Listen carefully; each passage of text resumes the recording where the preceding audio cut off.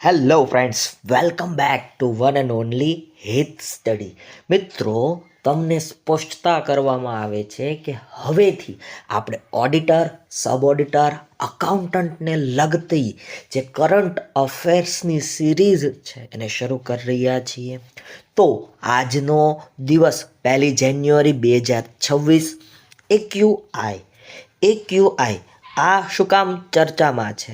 તો અત્યારે વર્તમાનમાં અમદાવાદમાં જે ધુમ્મસ ફેલાઈ રહી છે, દિલ્હીમાં જે ધુમ્મસ ફેલાઈ રહી છે, એની સાથે સંકળાયેલું હોવાથી એક્યુઆઈ ફેમસ છે. એક્યુઆઈનું ફૂલ ફોર્મ થાય છે એર ક્વોલિટી ઇન્ડેક્સ. શું થાય છે ભાઈ? Air quality index. આ એર ક્વોલિટી ઇન્ડેક્સથી યાદ આવ્યું કે દેશનું સૌથી સ્વચ્છ શહેર કયું છે વાલા મિત્રો? તો દેશનું સૌથી સ્વચ્છ શહેર એટલે આપણું ઇન્દોર શહેર. તો પાછું ઇન્દોર ક્યાં આવેલું છે એમ પણ ખબર હોવી જોઈએ. તો એ મધ્યપ્રદેશમાં આવેલું છે. મિત્રો, મધ્યપ્રદેશની વાત કરીએ તો એની રાજધાની ભોપાલ છે. મધ્યપ્રદેશની રાજધાની કઈ છે વાલા મિત્રો? તો ભોપાલ છે. ભારતનું બીજા નંબરનું સૌથી મોટું રાજ્ય એટલે આપણું આ મધ્યપ્રદેશ, ટૂંકમાં જેને આપણે એમપી તરીકે ઓળખીએ છીએ. મિત્રો, મધ્યપ્રદેશની સ્થાપના 1 નવેમ્બર 1956ના રોજ થઈ હતી. મધ્યપ્રદેશની સ્થાપના 1 નવેમ્બર 1956ના રોજ થઈ હતી. હાલ વર્તમાનની પરિસ્થિતિની થોડીક ચર્ચા કરી લઈએ. તો એના રાજ્યપાલ એટલે કે મધ્યપ્રદેશના રાજ્યપાલ છે મંગુભાઈ પટેલ. આપણા ગુજરાતી છે મંગુભાઈ પટેલ. મુખ્યમંત્રીની વાત કરીએ તો મોહન યાદવ અહીંના મુખ્યમંત્રી છે. યાદ રાખવા જેવી બાબતો કહી શકાય આ. ત્યારબાદ થોડીક બીજી પણ ચર્ચા કરી લઈએ જેથી કરીને તમને યાદ રહે.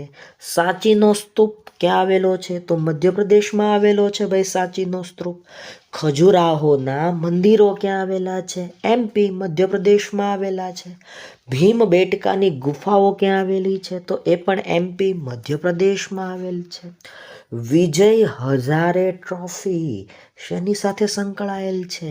તો આ વિજય હઝારે ટ્રોફી ક્રિકેટ સાથે સંકળાયેલી છે. શેની સાથે સંકળાયેલી છે વાલા મિત્રો? તો યાદ રાખવાનું, ક્રિકેટ સાથે સંકળાયેલી છે. મિત્રો, આવા ને આવા વિડીયો જોવા હોય તો અમારી ચેનલને સબસ્ક્રાઈબ કરીને રાખો.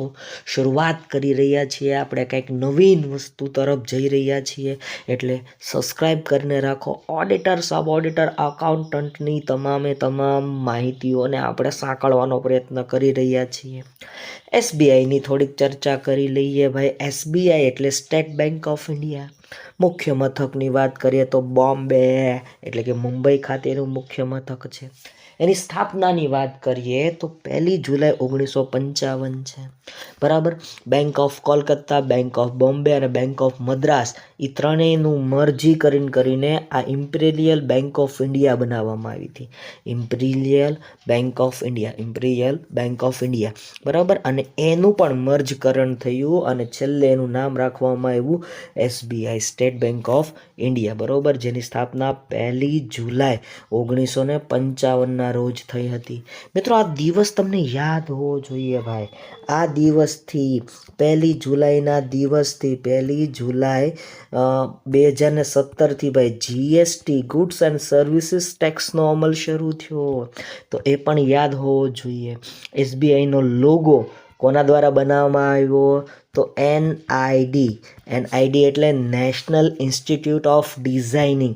એસબીઆઈનો વર્તમાનમાં જે લોગો તમે જોઈ રહ્યા છો ને વાલા મિત્રો, તો આ જે લોગો છે એ એસબીઆઈનો લોગો એનઆઈડી દ્વારા એટલે કે નેશનલ ઇન્સ્ટિટ્યૂટ ઓફ ડિઝાઇનિંગ, બરાબર, નેશનલ ઇન્સ્ટિટ્યૂટ ઓફ ડિઝાઇન દ્વારા બનાવવામાં આવેલો છે.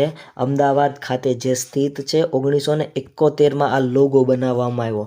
અને માન્યતા એવી છે કે ભાઈ આ એસબીઆઈનો જે લોગો છે તમે જોઈ રહ્યા છો, એસબીઆઈનો લોગો અહીંથી કટ મારીને આ રીતના આમ બનાવવામાં આવેલો છે. એટલે તમે આ કાંકરિયા તળાવની, બરાબર, કાંકરિયા તળાવની રચના જોઈ રહ્યા છો મિત્રો ને, એ પ્રમાણે છે. એટલે એ પણ એક સાચી માન્યતા તરીકે આપણે એને સ્વીકારવું જ રહ્યું ભાઈ, કે આવી રીતના જે એસબીઆઈનો લોગો છે ભાઈ, બરાબર, એસબીઆઈનો જે લોગો છે એ સ્ટેટ બેંક ઓફ ઇન્ડિયા એટલે કે એનઆઈડી દ્વારા કાંકરિયા તળાવમાંથી જ લીધો છે અને યુનો એપ્લિકેશન SBIની છે, તમે જાણો છો ભાઈ.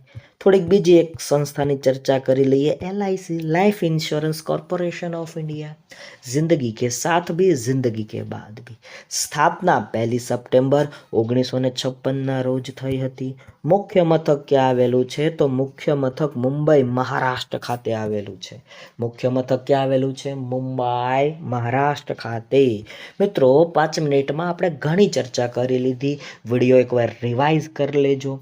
વિડીયો ગમ્યો હોય તો એક લાઈક કરજો, શેર કરજો, કમેન્ટ સેક્શનમાં કમેન્ટ કરજો. ફરી મળીશ. જય હિન્દ, જય ભારત, વંદે માતરમ.